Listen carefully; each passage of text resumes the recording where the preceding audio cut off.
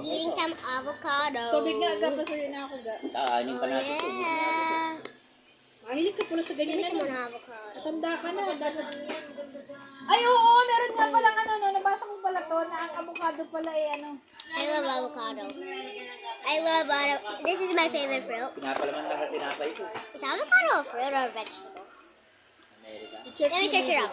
I-church mo, baby. Sige, kung ano ang makukuha na vitamin sa avocado. I-church mo muna na si C, Edwin. E, Andan, katabi mo na vitamin si C, Kalbo. E, K, Hinahanap and mo pa. B6 is what vitamins come from avocado. Dala na ulo. Oo. Kasi ang bayad. Ano ang ulam? Ano yan? Ubang lang?